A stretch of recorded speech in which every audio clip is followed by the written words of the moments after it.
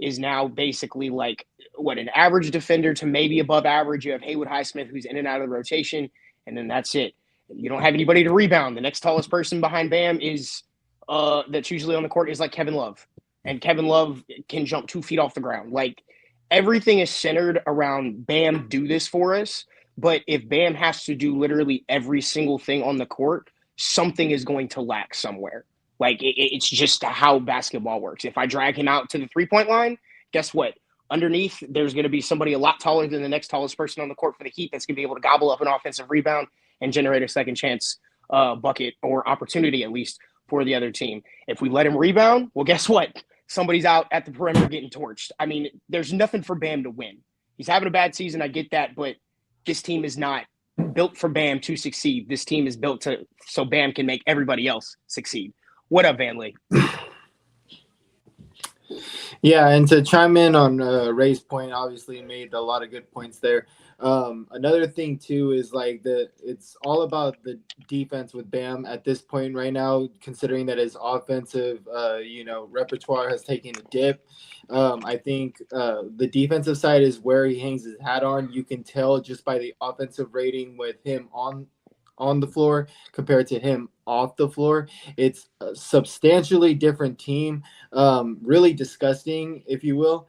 But in general, I think that's where Bam hangs his hat on. The rebounding. It's really hard for you to ask a guy to either, to Ray's point, defend a guy out from the 3 point line, or when he is defending the drives, and he's contesting shots, to all of a sudden get back and just grab a rebound right away. It's just not sustainable. It happens sometimes. You get that quick hop step right off the ground and you can grab yourself a rebound, but most of the time it's unrealistic. Like, you're going to be out of the picture, and that gives other teams second chance points, second chance rebounds, and those are the problems for Miami. Obviously, you have Kevin Love, Khalil Ware. You start Highsmith next to Bam for the most part, so you're losing size every single minute that Bam's on the floor. So that's really all you have. And for people that are talking about trade him and everything like that, I'm telling you right now, Bam Adebayo is a guy that you need on a championship roster, bar none. Now we see that Pat Riley, came out and said that they're not trading Jimmy Butler. So, obviously that means that we're hoping that they're going to make some improvements going into the trade deadline. So players like, Malcolm Brogdon, Kelly Olynyk, Bruce Brown, Jordan Clarkson, they're now going for second round picks. And I really do think guys like Kuzma as well will go for a lot less when Dorian Finney-Smith went for 3 second round picks. So Amir, if you're trying to improve the roster, because remember, listen, a bunch of people might want Jimmy traded, but at the end of the day, we got to go with what the team is doing. Hold up. My camera's just not working. I'm here. I have to go what they just said. I don't like none of what they just said. Bam Adebayo is a max player. I don't want to hear none of that excuses. The dude's making $51 million, $55 million, $59 million. I don't want to hear, he got to do this. This is the NBA. He gets paid to do this. I see Anthony Davis dominate on the offensive end and dominate on the defensive end every single night or majority of the nights. Bam Adebayo was just averaging 20 plus points a game with 10 rebounds last year. This year, he's averaging 16 points a game. His efficiency is down from the 2-point percentage. His free throw attempts is down. You know what that tells me? Lack of attempts, but that's mainly because of him. He gets at the free throw line or at the mid, or he's passing it. He has no confidence or whatever it is. He doesn't shoot the ball. That's on Bam Adebayo. Bam Adebayo has plenty of nights and opportunities to shoot the ball, especially without Jimmy Butler in the starting lineup. You can say the offense isn't for him. That's cool. But when we need him offensively, he is not there. He is soft. He's a pillow. If you notice, every time the Miami Heat get in a brawl, where's Bam Adebayo? Where the hell is Bam Adebayo? I just see my dog Tyler Herro get banged the hell up by men. Bam's over there. The other night, the other fight was a longer back in the season. He's doing the same thing. Terry Rozier, the smallest dude on the court. Jovic, have heart. I'm tired of this. Bam is soft. He is soft. He needs to get in the weight room. I'm tired of seeing Bam have 6'3" guards on him and he's fading away. That's not because he's top. No, that's Bam. I don't want to hear none of that shit. So all that shit you saying is some valid, but also he's a max player at the end of the day, and we rely on him, and he's the future of this team. As soon as Jimmy Butler's gone, who are we relying on? Tyler Herro and Bam Adebayo. Bam Adebayo plays like this team ain't going nowhere for the next 20 years. Can I push back on something real quick? Yeah, go ahead. I'll push back with you probably. I probably have a similar opinion, but go ahead. All right. So first things first, I understand the point of wanting Bam to go in there and curb stomp somebody. You never want your max player in the scrum, bar none. I like Terry in there. I'm glad Terry was in there because Terry had to find some work. I'm glad Jovic was in there because you don't make a lot of money. I never want Jimmy in those types of scrums. I don't want Tyler in those types of scrums, and I don't want Bam in those types of scrums. And Exactly. I'll say this much. Bam is having a terrible offensive year. I'm not taking that away from you. And he does do some very what's a good word to use here? Pussyfied things on offense. But at the same time, Bam has a lot of other intangibles that qualify him to be a max player. I understand that it's not a flashy max player and all max contracts are not created equal, but Bam is in fact a max player. Exactly. He's still considered a top 25 player, one of the best two-way players in the NBA. It's market value. Like, he's going to get this on the other, like, whatever team he's on, he's going to get this. How many, I don't know, chat, I don't know if anybody knows this. How many max players are there in the NBA right now? That 25, 30 players that have them, whatever. He deserves to have one. Yes, he's having a down year. Trent, he's only shooting less than one field goal than last season. It's not him not taking shots. It's the beginning of the season, his dog shit first 2 weeks where he was shooting like 30% in the paint. Like, his field goal percentage is incrementally getting up, but it's still 10 percentage points down. So one, he was just missing the field goals, but also at the beginning, the first 2 weeks, 3 weeks of the season, we were doing more of the 5-out motion. He was out more on the perimeter. Like, the team was trying to avoid the mid-range shot. They're trying to be more modern based on the math and shoot more free threes and get to the rack, right? So, I mean, you're not completely wrong, Trent, but it's Bam Adebayo. It's the roster construction where we weren't able to get that second player next to him and Jimmy, where he doesn't need to be the best second best scorer behind Jimmy. He should be the third best player on a championship team. Can he be the second best? Sure, if you pair him with Luka. If it's it's Luka, Bam, and someone else, right? But like, for this Miami Heat team, Bam needed to be that third option. We needed Dame, we needed a Mitchell, we needed a KD. We couldn't get it. So like, Bam, it is what it is. Go ahead, Trent. Yeah, his 2-point efficiency is down. It's the lowest in It his is. career. Mhm. His Yeah. 2-point attempts are down since 2019, 2020. His 2 points that the shots he shoots from the field are down, which is the lowest since 2018, 2019. I don't want to hear none of that shit. Be more aggressive, score a little bit more, and still do what you do on the defensive end. It's not that hard. You get paid $58, $60 million a year. We're complaining about Jimmy, who half-assed the whole season, and we're like, bro, he shouldn't get this paid. But Bam is getting damn near the same money as Jimmy, and he's not doing shit offensively. I don't care what he does defensively. We all know he's great at that. We know that. That's cool. Offensively, I need you to step up. You're not winning championships with Bam averaging 16 points a game and hardly shooting the ball. You see how bad this team struggles offensively if Tyler Herro ain't doing shit. We all know that. Ted Rozier is garbage. Duncan Robinson's inconsistent. Jaime can't shoot. You need your guy to step up and consistently score. It's not that hard to ask. Last year, he was averaging 20 and 10. This year, 16 and 9 is not acceptable. Simple as that. Not winning if he's scoring 20 and 10 either. So what? I don't understand what's the difference. The difference is They're not winning with this roster aggressive. construction regardless of what he's The doing. difference is you're being more aggressive. You're being more aggressive. Bam Adebayo this shit, like I said, if you're not listening, all his stats are down. Attempts. Every attempt is down. Free throw attempts, 2-point percentage attempt. All that is down. That means you're not shooting the ball. His role has He's also shooting changed less than one from field last- goal. Go ahead. I was just going to say, though, he's shooting 13.7 field goals attempts per game. Last year, 14.3. It's not like he's not shooting. You already made the point. His field goal percentage is freaking down. He was just missing bunnies. He was one of the worst scorers in the paint. That average has gone up significantly, thank God. Not the rest of the Miami Heat team. We saw Terry miss that wide open layup yesterday.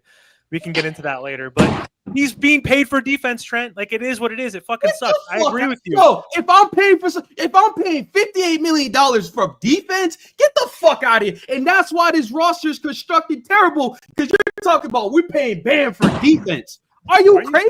Why are you yelling? No one's yelling at you. Yeah, I was gonna say, man, you take a deep breath, brother. That's not why they were constructed terribly. It's not because they're paying Bam that much money. Bro, yeah. Don't tell me to take Exactly. a deep breath. They drafted What him. you talking about? This is my show. Listen, when I say shit, right? Yo, Man, that's the dumbest shit you just said, bro. And you know it. Which part? We're paying Bam for defense. They're No, paying Bam. We're Well, I paying mean, for it's him as part an of it. all-around player, but he's not Kevin Durant. He's not Donovan Mitchell. He's Obviously, not he's Dame. not He's Kevin not an elite. Durant. So we're paying him for rebounding, for facilitating, for his. Do you want to know his defensive rating when he's on the floor? We all know 95.7. that. When he's He's off, great. 121.4. What does that tell you? He's one of the great. best I'm not disagreeing. defensive He's players great. in the NBA. He's a great rebounder. He can Hold on, facilitate. Trent. So his only problem really with Bam is the offense, and like we said earlier, we all agree to that. We agree. He is not having a good offensive season. He has to be more aggressive. Jovic last night went in there and actually took advantage of his mismatches last night. It made me question what the fuck Bam is really doing sometimes, especially on the offensive end, because this year, like we are talking about, he's having a down year, and that's fine. Like it's long as he starts progressing as the season goes on, then we can talk about it then. But right now, he's not playing good. He's not being as aggressive as he did last season. And we're used to Bam starting off the season strong. Like every single season that, like for the last like 5 years, this guy has started off the season strong, looked like potential all-star at the break. And after that, he kind of dips off. So right now, we're kind of getting the opposite, which is kind of weird. But at the same time, like he's gonna figure it out. And on top of it, when Jimmy gets back, like usage goes everywhere, especially with Jimmy and Tyler on the court at the same time. Like Bam has to try to find his spots and his shots, but it's kind of hard to do with other guys taking up that usage as well. I know Jimmy's out right now, and Bam needs to do better, but you got to take that into consideration as well. That's a good point. You brought that up. I'll let someone else jump in too. His usage rate, again, the first like month of the season was super down compared to previous years as well, because Tyler's was going up. We're starting Terry and Tyler together. The Terry and Tyler looked good together for the first week, and then now we could talk about Terry, how detrimental he's been on this team. But his usage has been down. It is going up. He's number 2 behind Tyler Herro now, but that's a good point that you brought up. His usage has been down compared to previous years.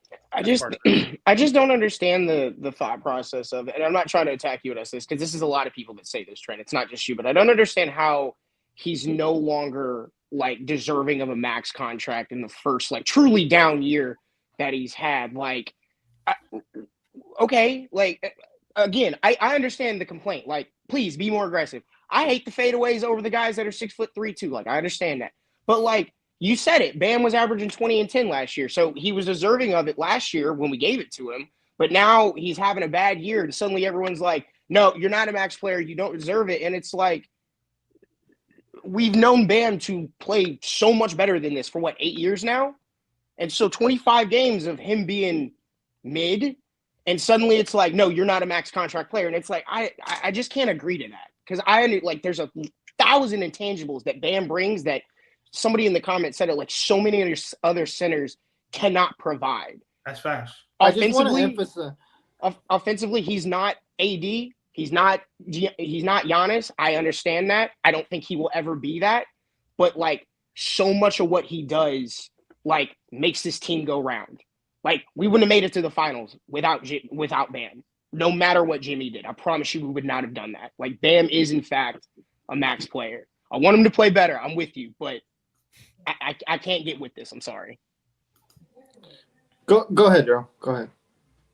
No, I'm just listening. I agree with Ray. Hi, Daryl. Go ahead, Dave. My boy's comfortable. All right, yeah. So back to the original question. To the whole panel. Since Pat Riley's claiming that he's not trading Jimmy Butler, and that's not going to be happening. How are we going to improve this roster going forward? Like I said before, there's multiple players right now going for multiple second-round picks. Now, at least they're not first-round picks, but guys like Dorian Finney-Smith, Kyle Kuzma, they were going for first-round picks. Like if you guys can add one person to this roster, like who are we adding? Because obviously we need size, we need scoring, but especially we need a playmaker. So who are you guys thinking to add to this roster?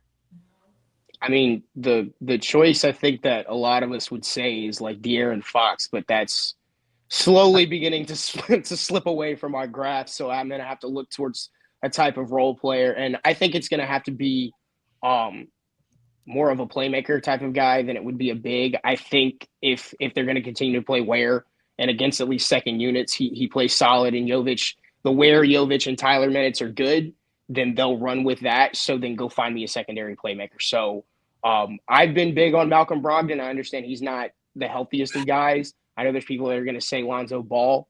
He's also out there, also not one of the healthiest of guys, but those are just two playmaking guards just off the top of my head I can think of.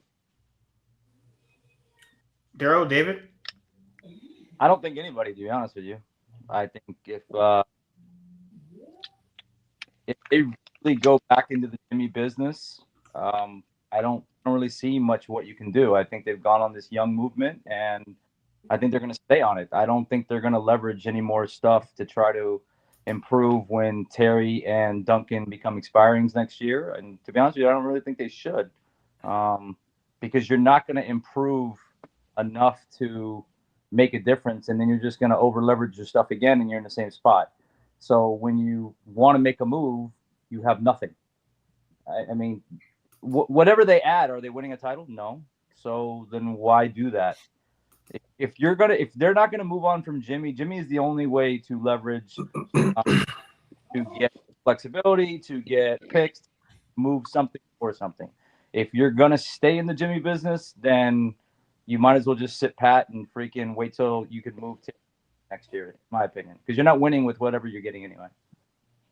So then this whole run is so pretty much when Jimmy gets back, what we're still going to be in the play-in tournament. Yep.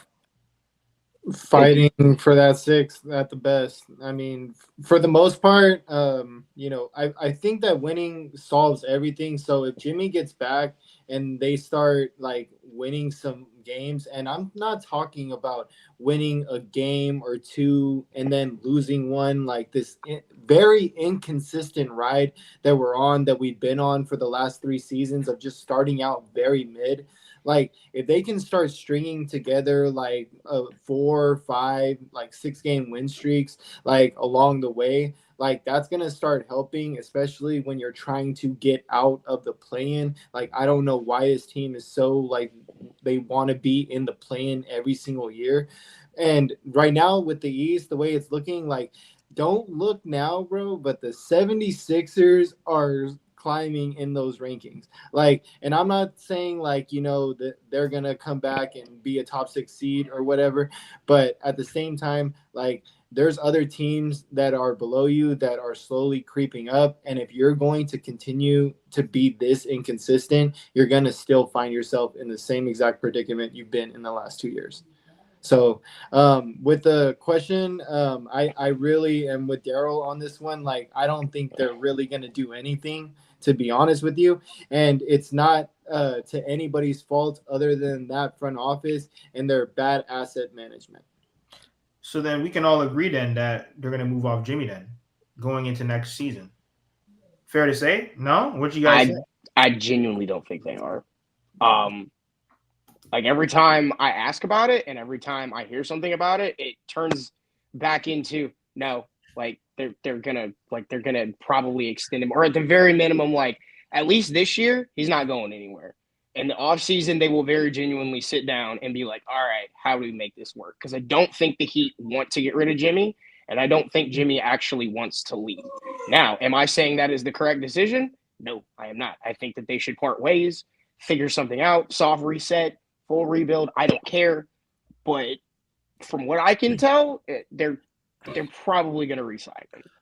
What makes you think they'll extend him now when they didn't last year because he's going to be a year older?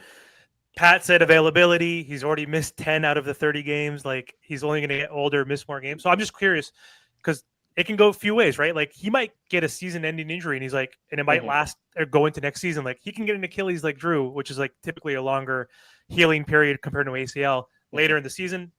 If I was him, I would opt into that $52 million because your market has evaporated.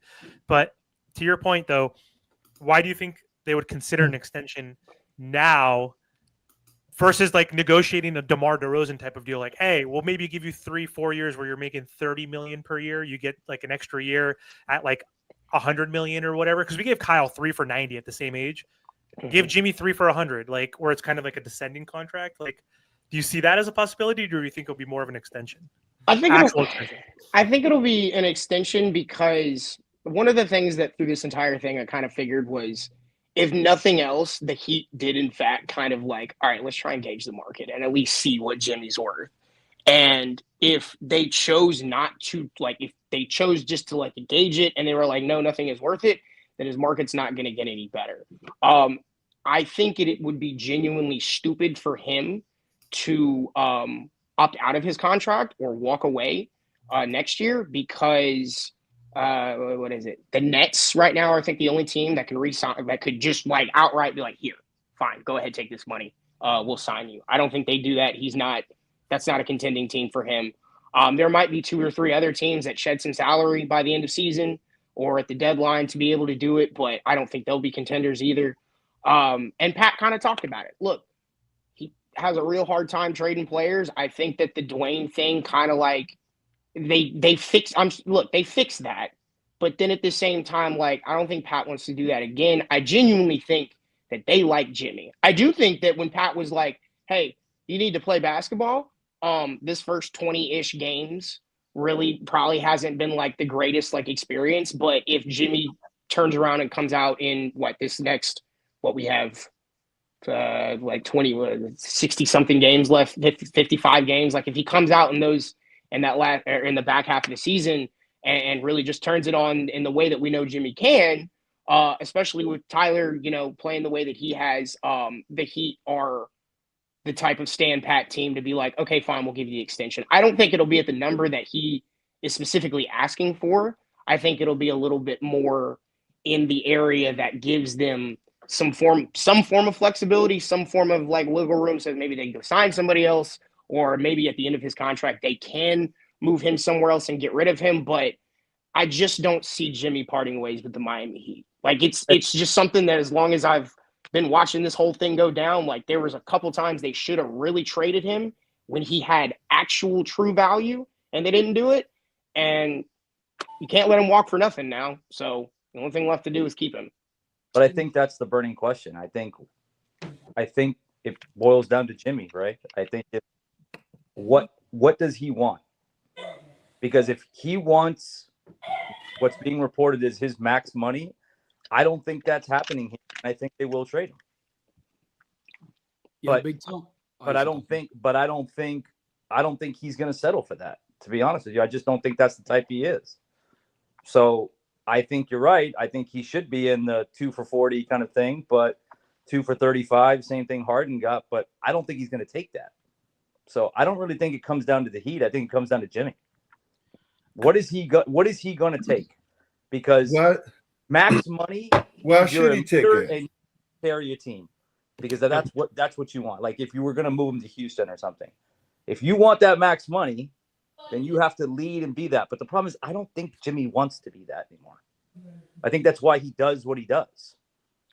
But that comes with a shorter term contract with a lower money. So at some point, he has to decide what Jimmy Butler wants to be. And I think that will dictate whether he's traded or not. Yo, Big Tone. Big Toe. Yeah. Yo, I see your name. Miami Heat going back Can to y'all the finals. hear me? Yeah. Can y'all hear me? Yeah, we hear you. Okay, number one. Okay, number one. You already know you're a clown. You're a Bam clown. Let's get that out the way. Number two. Who is that over here talking about this year we ain't got no chance and all that bull crap we playing? Well, see, one thing about Big Tone, now I know you guys on here, you don't know me. Montel, Trent, and Eric, they know me. I've been on, and they know I'm diehard Heat. One thing about me, I put my money in with all these bums, whether it's the fans or the haters on Miami Heat. And that's with this core right here. All this clown talk in the chat and all this foolishness. I said it from the beginning of my stream, my podcast, in the beginning of the season. There's only 2 things I want. Well, actually one. Miami be healthy. I don't give a damn about nothing else. Miami healthy, I'm putting my money on Miami against any of them bums that all you think is better than Miami and the Boston Celtics and all these clowns. That's what I do. Y'all just talk with this foolishness with this Jimmy. All of a sudden now the man that did what he done did, he's not worth no money. All these garbage ass players come in, get all this money, but Jimmy now ain't worth no money. Bam now, just like Ari made a good point. Now all of a sudden, Bam ain't worth no damn max because he had a bad game. Y'all, I don't know about you fans sometime, man. I really don't, bro. I'll say it again, man. Put your money up. Any of you on this panel who think Miami gonna be a play-in or Miami can't get none. Do y'all see the East? Miami, with what Miami going through now, with what Miami is going through now. Right now, what Miami going through. No, we still only 3 games out of damn third seed. Hold on, Big Tone, because you can't do that. Don't come up on here talking about, do you see the Miami Heat? You're telling me this is probably the weakest that the East has ever been. Okay? And the Miami Heat can barely win games. Okay. The Miami Heat can barely win games without Jimmy Butler. I disagree. So what games are you watching? But again, cool. But cool. They barely win games. All right, regular season. You know me. I don't give a damn about no regular season. That's your problem. Y'all know me. Especially no. Hold on, Big Tone. Neither does Miami. Okay, don't worry about it. But I get back to, but outside of last year, hold on. Outside of last year, we had 4 or 5 damn injuries, major injuries. Of course, in the playoff, we wasn't gonna get nothing. We ain't had no damn body. But outside of that, even injured, we did more with injured rookies, 7-11 players than all these so-called garbage ass superstars that y'all praise every damn year. Can I play we devil's did advocate? more with them. And every year y'all say the same thing. Man, yes, you can. Yeah, let me play devil's advocate for you here real quick, because there's a part of me, because I'm a fan. I love the Miami Heat. I've been watching this since I was 12 years old. I'll be 32 in May. I'm with you on this. Just a little bit. If you get, first of all, you got to get some help. You do. You got to get a little bit of magic, like you got the year that Jimmy went fuck wild insane. But one of the things, and Daryl, you'll like this, Spo's gonna have to start playing some people differently. You're gonna have to play. That's key, right? You're gonna have to play. You're probably gonna have to play That's Jovic with Bam together. You're gonna have to find some size. You are gonna have to find some type of playmaker to insert into this roster, and you have to have a healthy and engaged Jimmy. And you can do a lot. You can make a lot of noise. And if you do everything right and you have some shit go your way, yeah, I'm with you. You can get back to the finals. You can do something. Now, you have to agree with me on this, though, Big Tone. You got to have a lot of fucking shit go right for this to happen.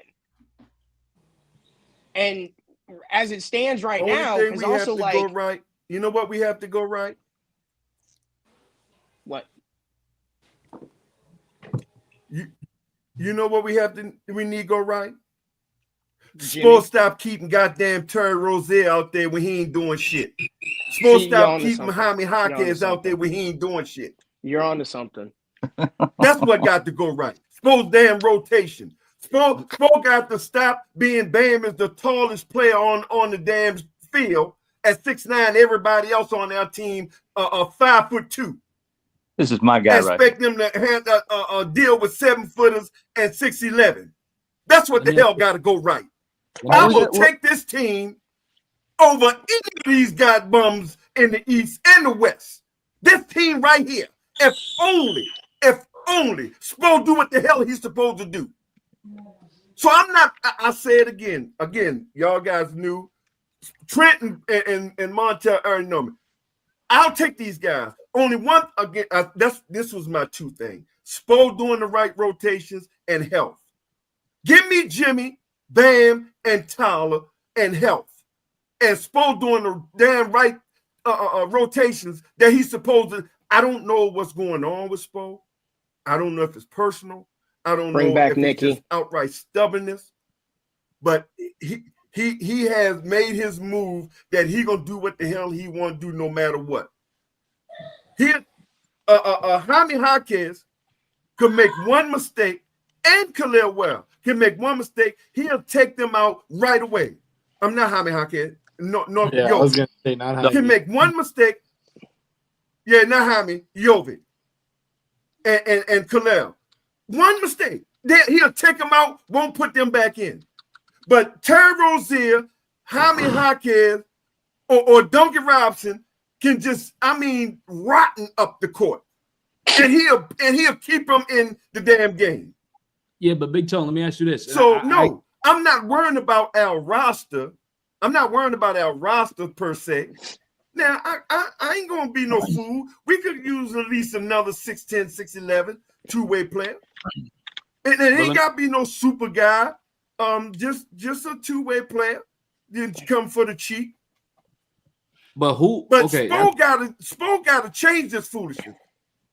I want to go to church with Big Tone. Yeah, listen, not defending Spo, because I think Spo been horrible, and I think those players have been horrible. But to be honest with you, with the roster constructed, you take Jaime out and you take Terry, who are we playing over them? Like that's the thing. Like we're playing Kashad. I like guarantee you. That's the problem. Yeah. You know what? Hold on. Have y'all seen? Hold on. Hold on. Put you in the boom room. Stop playing with me. Hold on. Listen, who do you go with them?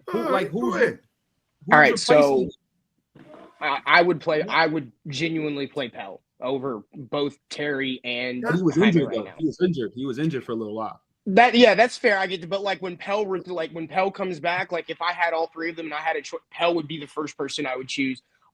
Burks, now that he's got some minutes, I can take him kind of off that list, but he would have been another one. I'm not playing Josh. Yeah, so Pell gone, bro. I'm so tired. There needs to be a consolidation trade. It's as simple as it gets. Like if they would, you got way too many fucking guards or non-playable dudes. Here's the thing. If you sign them guys, then obviously they got something you like. So how the hell, if Terry and Jaime is shitting up the place, is no way in hell they can do worse than them. But Ray, how are we gonna know? Ray, who did I tell you? In 2022, how did we find Caleb? How did we find Caleb?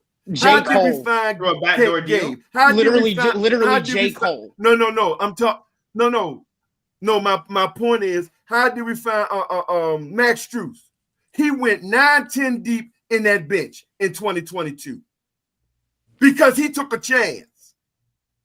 And coming out, taking that chance, what happened? He found the diamonds in the rough good enough to get us where we needed to go. First, number one seed, since y'all don't care about seeds, number one seed and to the Eastern Conference Finals. He got to do the same thing, man. You're signing these guys. Well, damn it, play them. There's How only you one force lineup. Terry Rozier if he's playing bad? I'm not saying they're going to be the king or the savior, but we don't know. If you don't play him, Jaime is whatever's happening to Jaime ever since that injury. He ain't been right ever since that rookie injury. Jaime ain't been personally. He ain't been right since that rookie injury. So, but play him, Keyshawn, Christopher. Man, play. We don't know. So play.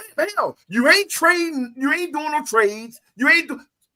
What else we got, bro? Okay, hold on, Big Tone. So play them guys. See what they do. Hold on. Go ahead, Daryl. The only lineup that will work, and I've said it since the summer, is Jimmy, Jovic, Tyler, Bam, Ware. That is the lineup that they can maximize defense. They can maximize play creation.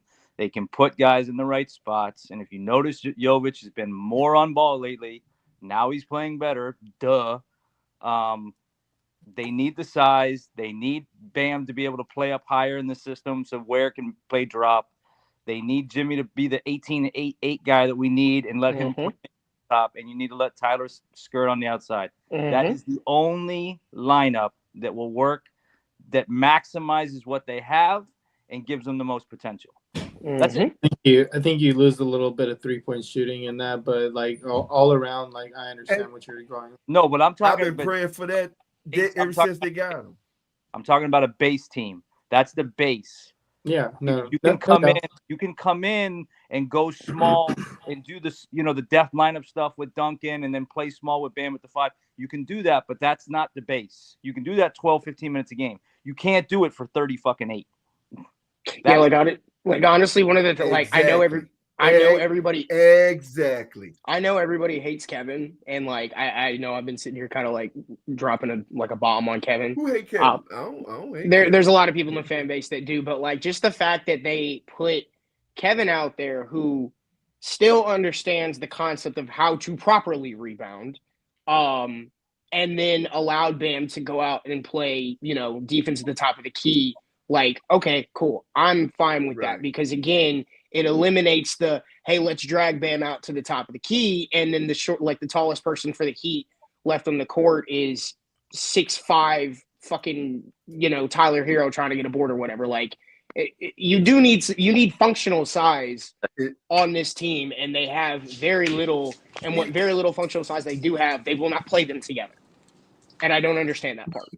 Even at 38, 6 to 7 minutes, Kevin can fill that void for a minute.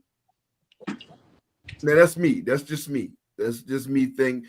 Kev can steal 6-7 minutes because if you're not going to play these guys, if you're not going to get these you're getting these guys, you're just signing them and you just keep them over there on the bench. You're not going to play them, bro.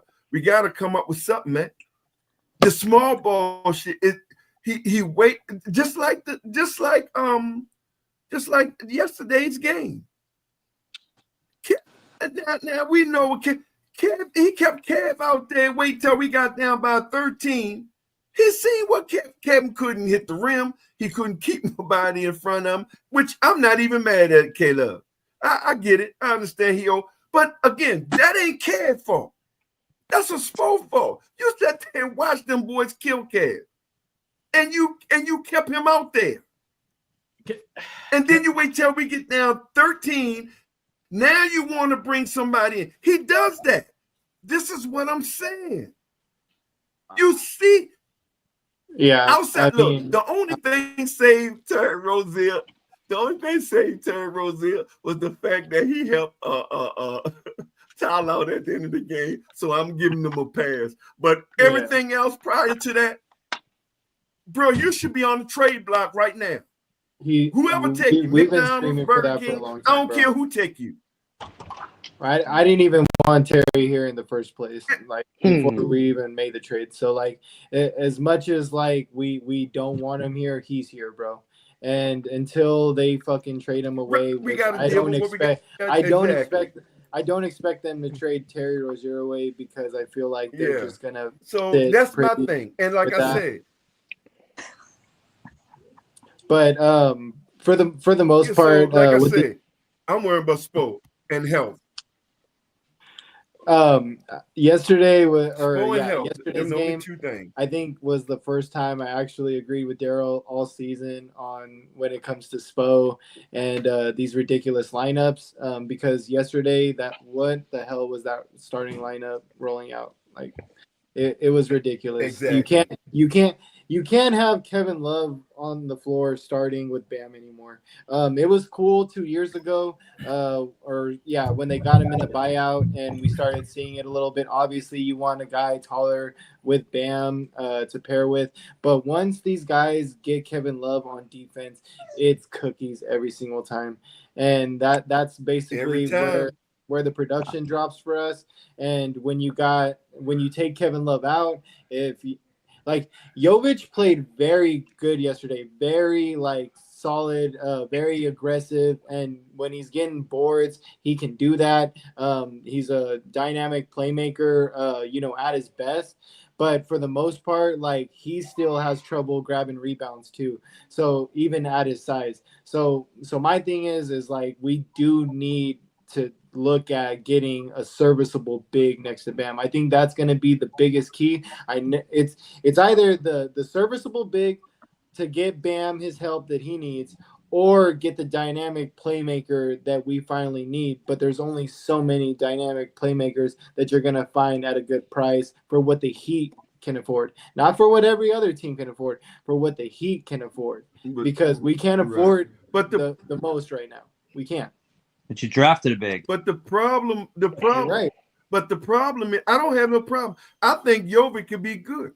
But you can't give Jovic 10, 20, 18 minutes one day, set him down for 3 games another day, give him 2 minutes next day, set him for 4 games next day, then think he's supposed to come out and do that shit. Get the man consistency, and he will get it. You can see that he can play the game. But it got Spo is so inconsistent, man. Tom, what church you go to? I'm coming on Sunday. With these guys. What church you go to? Huh? I'm coming. Church. Nah, I don't do churches. You don't do church? I mean, I was going to First Baptist. I'm spiritual. I'm spiritual, but I don't go into churches. I listen online now. I do my new birth. I'm here in Atlanta, so I listen to my new birth on. Where in Atlanta? I ain't been. Where you at in Atlanta? I'm in Stone Mountain. Yeah, I'm in Stone Mountain. I'm from Gwinnett, so. Oh, okay. All right. Yeah. So, like I said, man, that's them the only 2 things I'll say again before I go. Spo's rotation and health. No, that's not. I changing. put my money on mine any day. How do we overcome that? That's my fear. That's my only fear. That's it. And it's not the players, it's not our roster, it's Spo's rotation not changing.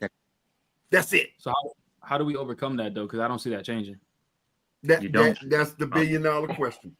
That's the $1 billion question. You know what I mean? Like, because if I had the answer, I sure would tell you. How so far outside of Jimmy this year been fine. But rotations is just like, I don't know, man. It's terrible.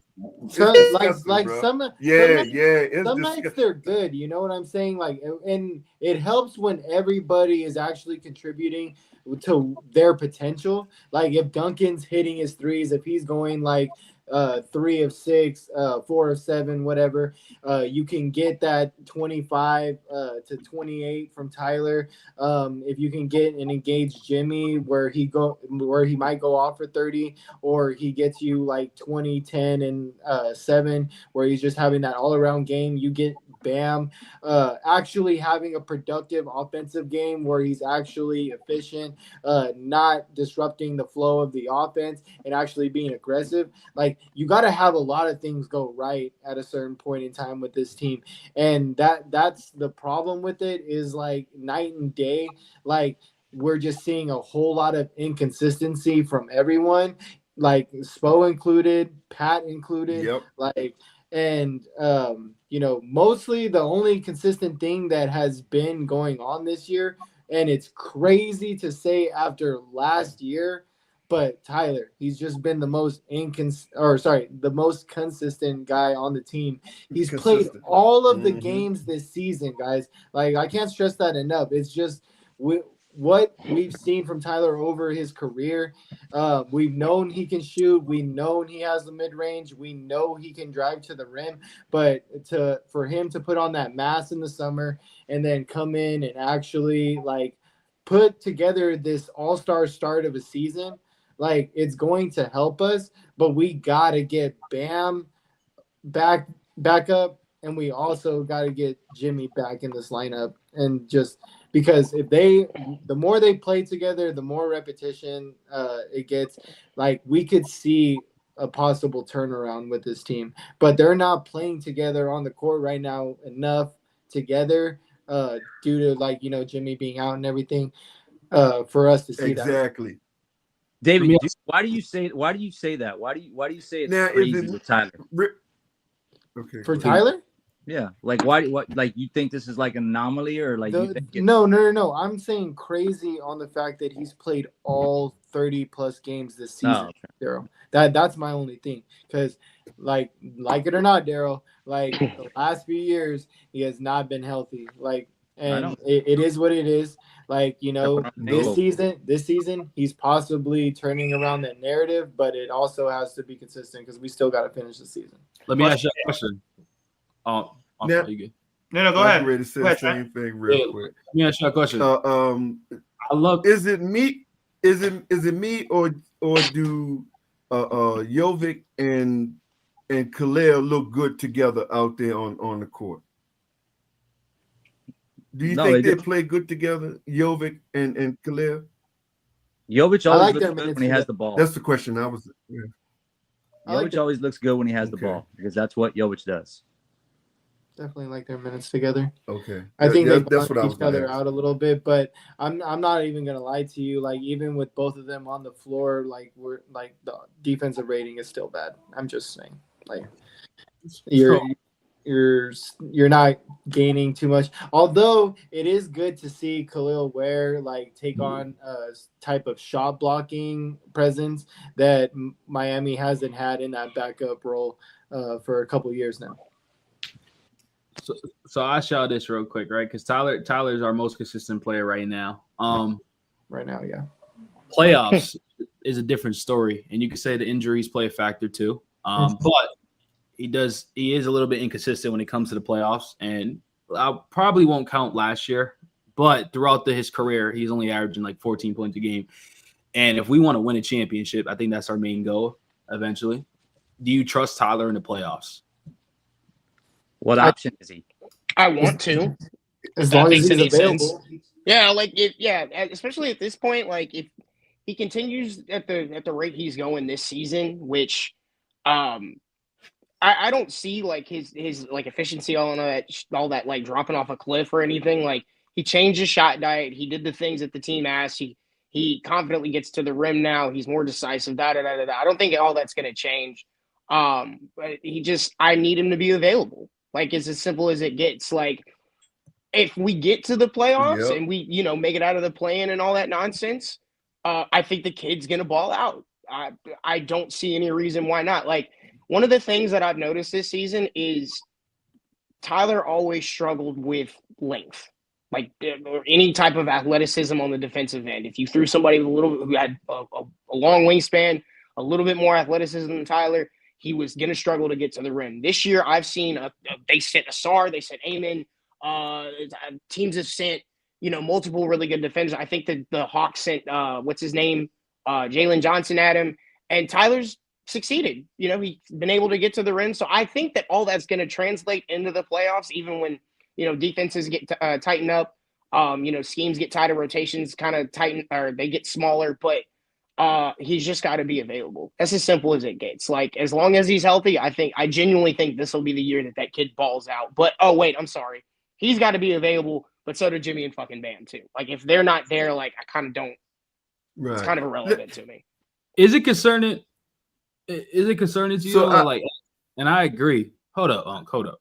I agree. He needs to be available, right? But they're so far twice in the postseason, and this is when he was a little bit younger and stuff. He played 21 games, 2019, 2020, and then 15 and down 21. He struggled both years. So the other years he played 4. They're all injuries, right? But the 2 years that we seen, he has struggled, right? And and everything that you said, I agree. Like I want him to succeed. Like you could like I was one of those people that like, yo, I don't want this dude. He can't stay healthy. He can't perform in the playoffs. But he proved me wrong, and I'm one of his biggest fans this year. But playoff intensity is different, and you brought up Jalen Johnson, all these defenders. But it is a little bit different when you're watching him for 7 straight games because you're locked in on one team. One night he might go off, he's usually going off. But defenders, they're not going to put too much film on the guy. They're gonna whatever. But for a playoff series against the Celtics or like the Knicks, and then when I say the Knicks, I'm talking about just the length purposes for like OG, Mikal. Those games scare me. Jaylen Brown, and those are the teams we're gonna have to beat. The Sixers, Bucks, I'm not too worried about. But like for that, like, are you worried about that? Like, I know you said you just want him healthy, but does that not scare you a little bit? Like those only if I don't have Jimmy. Like if I have the engaged Jimmy Butler that I've watched plow through some of these playoff series, like he actually was the second coming of Michael Jordan, or even if I get like 85% of that Jimmy, then no, I'm actually not that scared. Because like the other thing too is like I've seen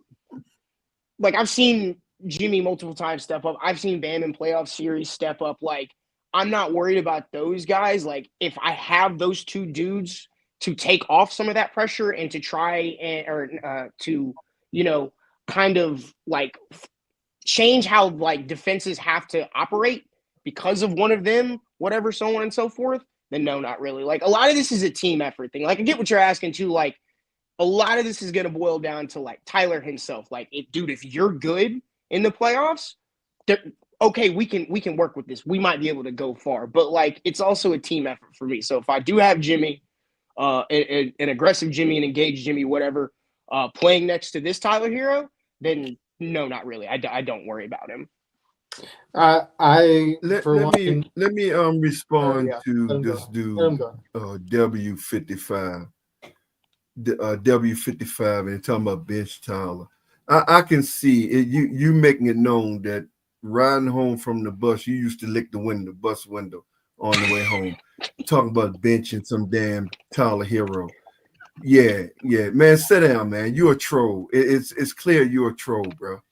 Real talk. So sit down, man. With that foolishness. It happens all season long. You know what's crazy about this? What he said. We won't do that now, but there was a point in time when our roster was better constructed. I actually thought about this. Bench Tyler for sure. No, and those are like no, because that was a legit thing back then. Daryl is it was a legit argument. I'm telling you right now, we had arguments for the last 2 years about whether Tyler should start, whether Tyler should come off the bench, because the numbers when he comes off the bench are I'm just saying, besides this year, we're just being honest. That's a good save. Very good save. He has been better off the bench in his career than he has been as a starter. The numbers back it up, and it's good now that he's thriving in this role this year. And that's why when it comes to your question about if he can sustain this and do this in the playoffs when it matters most, like, I think this mature Tyler going into a series, I would trust him to be like the extra scorer that we need in these playoff series. Because don't get me wrong, the times that he was out, there were a couple games where we would be like, Tyler would do really good in these games. We feel like, not like the Nuggets series, like the drop and everything that the Nuggets played, Tyler would have been perfect for that series. I'm not saying like we end up winning the championship or whatnot, but I feel like we have a puncher's chance better with Tyler in, because he's going to attack the drop and he can shoot it too. So I would say I'm confident in him going into playoff series and him actually like being successful, even though like, in recent years, we just haven't seen that. Yeah. So for the new dude, you want to answer that question?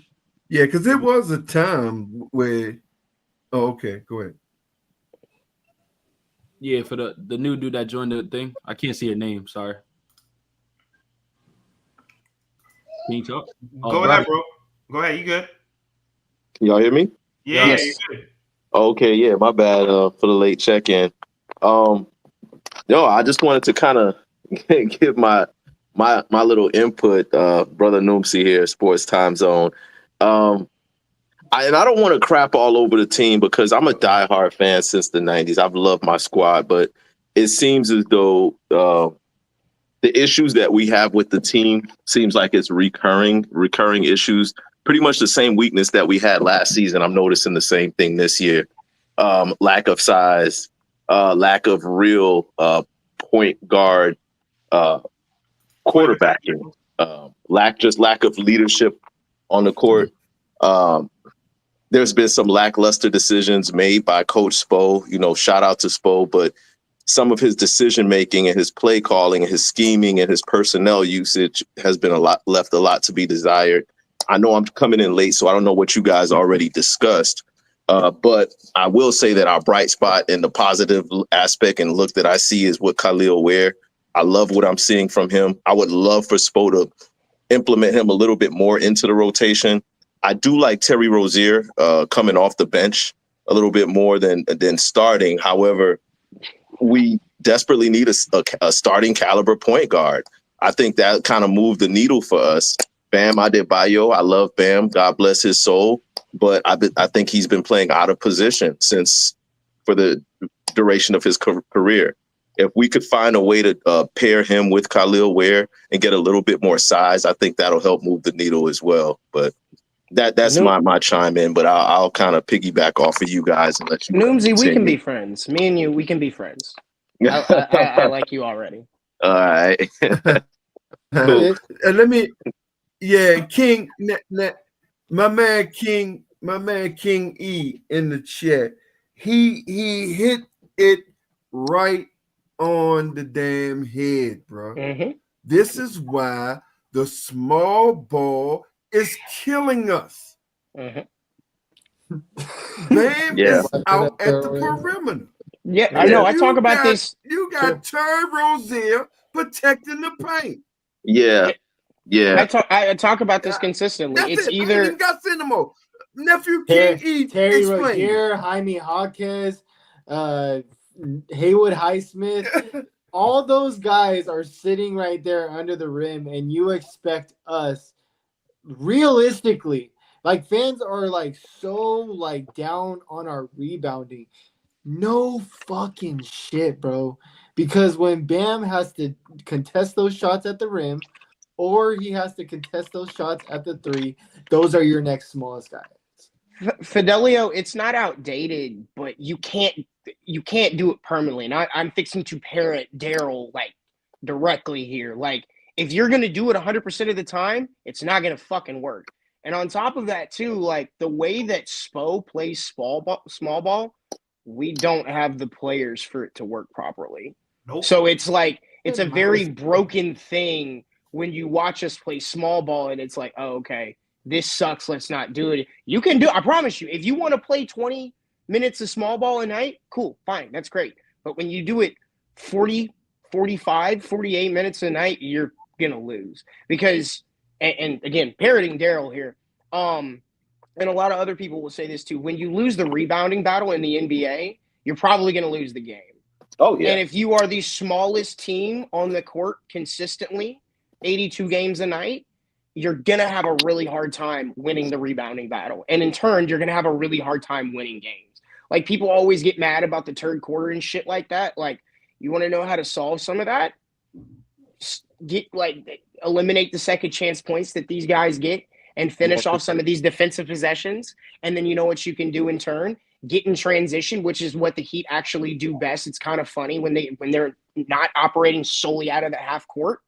So yeah, if you put some size, again, functional size back on this team, and to Eli's point, stop allowing them to drag Bam out to the perimeter so they can just bomb away from three. If they make it, they make it. They don't care because they know they've got like a 65, 70% chance to generate a second chance bucket or an opportunity because, well, their tallest person is 7 feet tall and he's still under the rim, and ours is contesting a step back fucking three because that's what they do to Bam every single time. Yeah. So, if we see this, well, that's all real quick. If we see this and we're not even the coach, that's a problem. Like, this is a problem. Like, why doesn't Spo realize this? Like, Spo's supposed to be like one of the masterminds of this league, and he just doesn't realize. He's so stupid. He's just Stubborn. like I'm gonna go to Daryl's.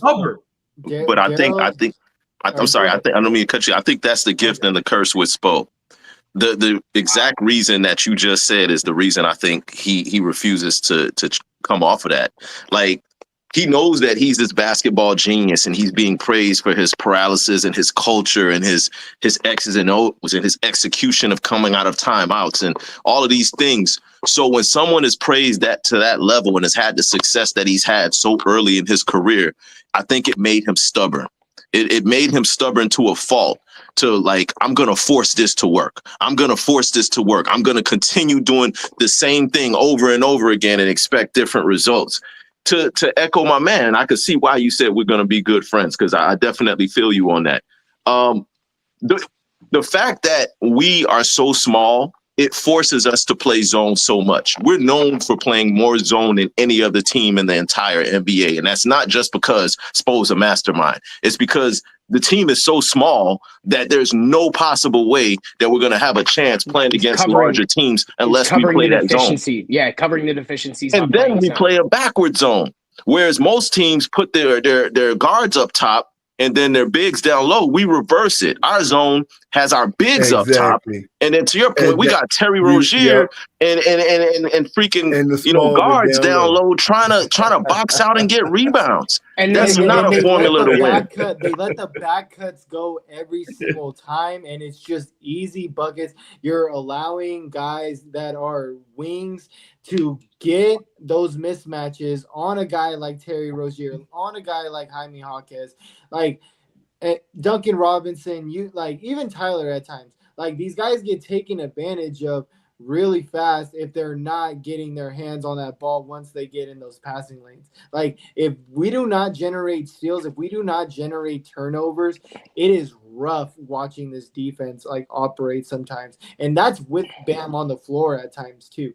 Don't get it twisted. Like, Bam might be the saving grace when it comes to the defensive end, but there are times where he's on the floor and we're still getting dominated in certain parts. And that goes to a lot of this zone you're talking about, because at the end of the day, this is the worst year I've seen us play zone in this whole Jimmy era.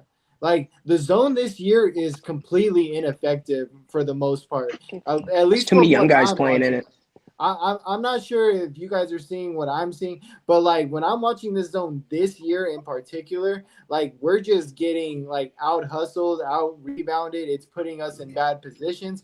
And to your point about Spo, when we're talking about this, genius of a coach and everything, I'm just being honest. When we're talking about him coaching at Team USA and stuff, we're lucky that he's lucky that he has guys like Steve Kerr and everything for the offensive end, because that's just not where he thrives. And don't get me wrong, late game execution, over the years, he's been good at it. But over the last couple years, he's dipped off in those categories. The clutch play, he's dipped off a little bit in those categories. And that's due to not just your roster reconstruction, but just his decisions alone also as a coach. He's not a good in-game coach, bro. He's horrible, to be honest with you.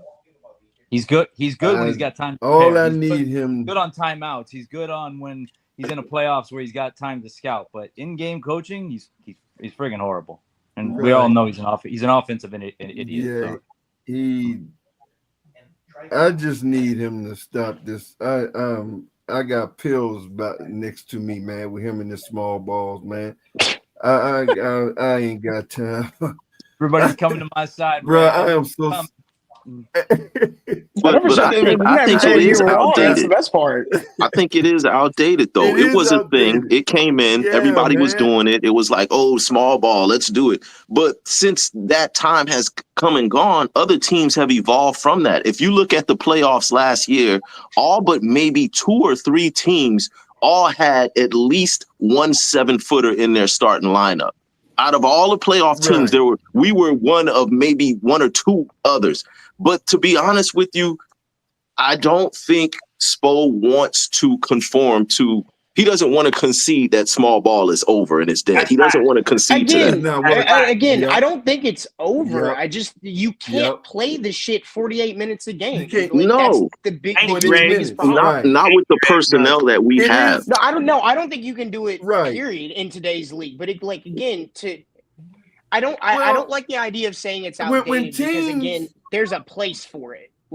It's a situational thing that 1000% can work. If they got the personnel, teams like Golden State with Curry, or teams like us when we had LeBron, D-Wade. If you don't have that type of personnel, it ain't gonna happen. But even like Golden State now, they don't run small ball 48 minutes a game. That's the thing that I'm trying to get at. Is I don't care that Spo plays small. That shit don't bother me. It's fine, whatever. But if you're gonna do it 48 minutes a game, go get better personnel to do this shit, or for God's sake, play Jovic and Bam as the big men. I get it. Jovic is just a 7-foot tall wing, but he is 7 feet tall and can do something about just adding size. Let me ask you this. But my thing with the small ball is, let's take Orlando. He'll see that the average player out there is 6'10", 6'11", but he'll stay small. That's what ticks me off.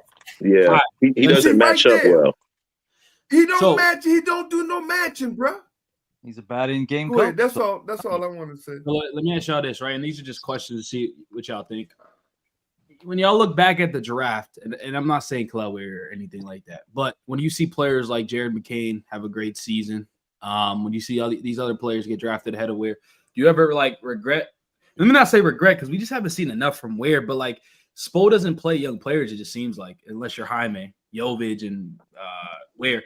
Would you rather take a guard because we lack that, or you still would have went with the same pick and Ware? And just it's a tough question to ask because we haven't seen him really develop. But would you rather win a guard that position or kept the center? You just answered it. He doesn't play those guys, so yeah, what's the difference. Hindsight makes it. I'm ready to log off. Go ahead. I'm ready to log off. Let me answer that real quick because I'm ready to go. And I appreciate y'all for having me on, man. But no, I think personally, if Spo will go ahead and let him play, I think we won the draft. If Spo let that boy play, I really do. Now it's up. We got to see it, but I honestly believe everybody clicked out. I honestly believe we won the draft. So no, I'm glad we got War. I think it's gonna turn out to be good. It's just whenever Spo release him. But I gotta go, gentlemen. Big Tone Open Sports Talk, man. I appreciate nephew Trent and Montel, man, and Ariel, man, all y'all, man. Look, go over. Y'all see Die Hard Miami, man. That's what I do, man. Big Tone Open Sports Talk, man, on everything. All my what they call X, Twitter, whatever the hell it is. Big Tone Open Sports Talk, man. I appreciate each and every one of you guys, man. Big Tone for sure, Big Tone. I'm gonna come check you. I'm gonna look out for you. You still a bum. Hey, what I say about the Magic, they'll be better than us. Every day 305. 305 all day. Trent, to answer your 305, man. I do too. Yeah, but, all right, y'all be safe, man. Trent, to answer your question, I'm still fine with him drafting Ware because, like, even to like the point where you talked about where it's like, oh, well, Spo doesn't play those guys. He wouldn't have. I don't think McCain would have gotten minutes, and I don't think like somebody like Connect, because I know he was another dude that people like kind of tossed out there, would have gotten minutes because we're so freaking guard heavy anyway. I mean, there were points when we were begging to not play Josh Richardson and play Alec Burks and so on, play Pell Larson, so on and so forth. Like, I don't think they ever would have got to the point where they were like, yeah, let's draft another guard, especially knowing, hey, we've always had a hard time signing somebody who can play as our backup center. And like, we don't have any functional depth or any functional size outside of Bam and Jovic. So them drafting any type of big man, I'm okay with. And to Tone's point before he left, like, I just wish they would play him more. That's it. Like, I don't care about if he sucks. Okay, fine, he sucks. I'll take that. I'm not mad at that. But play him anyway, so I can know that he fucking sucks. Yeah, I mean, to Ray's point, I mean, you definitely got to get that guy some minutes so you could figure out what you truly like have in him, especially like getting him consistent minutes, consistent reps. Even if it's with like the backups and everything, like you need him to like stay engaged. Like he's a little like, I'm happy that we got him because obviously, like, we've gotten guys like Dedmon and Thomas Bryant the last couple years and, like, Cody Zeller. So, like, obviously, like, feeling like that backup role with someone fresh, new, like, on the scene, someone that you can grow and develop, like, obviously that's great. But would you rather have, like, a ready now player that's going to contribute at a high level like right now, especially like you can put him possibly next to Bam? Like, obviously we want that, but instead you drafted it and you're not even trying to, get to see what you actually have in him. So like he does need to play more. But Miami's had I get like the question because like Miami's had a couple of drafts where you could have drafted like this person. Everyone always going to bring up the Tyrese Maxey draft and everything. So like obviously that's always going to be a burden question, but I think we made the right choice in getting Ware because you just been in poverty in that backup big position for a while now. There we go. Then ask you a question. I have another question. There you can go. No, go ahead. You guys touched on it. Okay. So another question would be, right, if Spo and you can be like, well, it's his rookie season, but if Spo's not playing Ware now and Spo doesn't want to play bigs with Bam, why do we think next season he will or the season after he will? That's the question. You're asking basically why do we think he'll play Ware next year? Yeah, like what? Because I get the development of a rookie, but if I'd rather you get reps now and learn as much as possible, because I'm looking at all these other guys that are not that great coming from that draft. They're playing and they're on a better team or as worse team. We're a mid-pack team, so I just feel like, example, like if you're a Celtics, like I get why you're not playing. They have their set rotation, but it's like we don't really have a set rotation because we're inconsistent with different rotations every day. So why is he not getting an opportunity? If he messes up, cool, don't play him. But it's just like he's going to grow from this year, and the next year they're just going to mysteriously, okay, Bam and Ware, now we're going to play them together. Like, so why do you think it's going to change? All right, so my first thing, and like I'm not sure people will agree with this sometimes, but like he's not strong.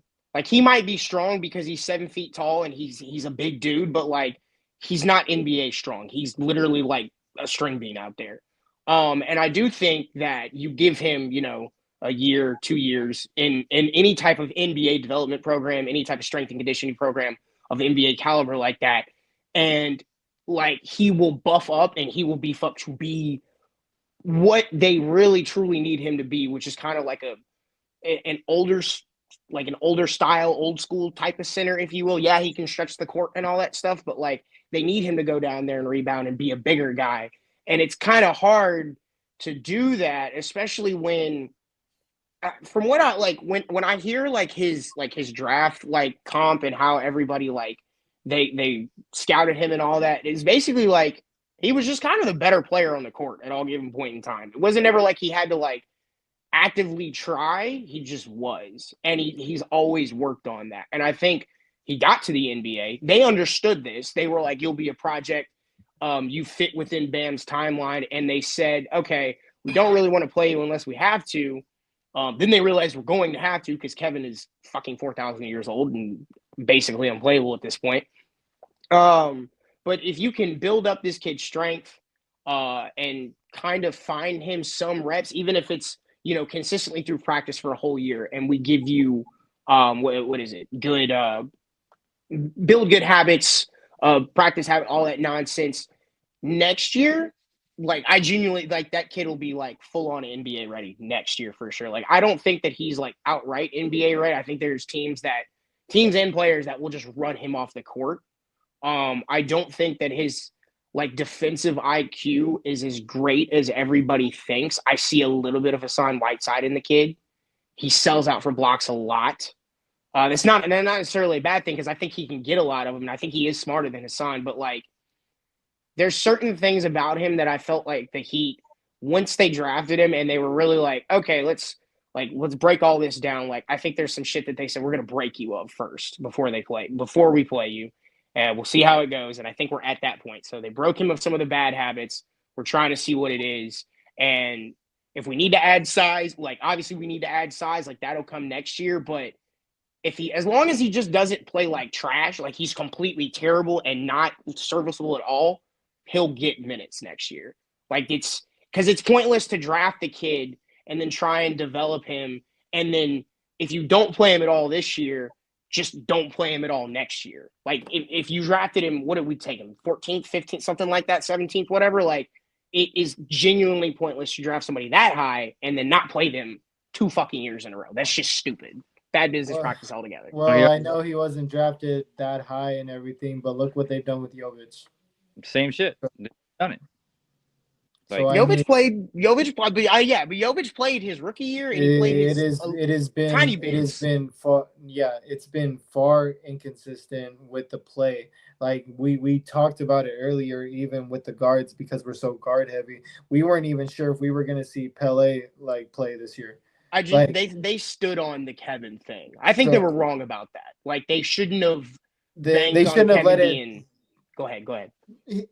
At the buyout, it was the right move.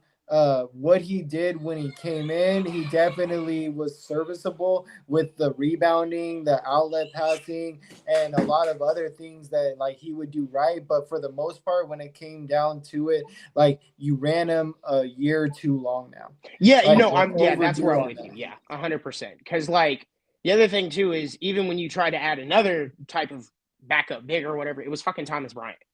Like, okay, and that was basically as pointless as this Kevin Love is now. Like, they just kind of banked too long on some of their bigger, like the bigs working out, and now their hand is kind of forcing to have to play where. But So I think listen, it'll continue.